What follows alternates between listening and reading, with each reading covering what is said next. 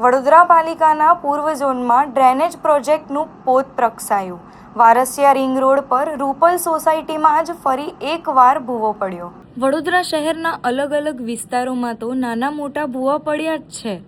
વડોદરા પાલિકાના પૂર્વ ઝોનમાં ડ્રેનેજ પ્રોજેક્ટનું પોત પ્રકાશ્યું.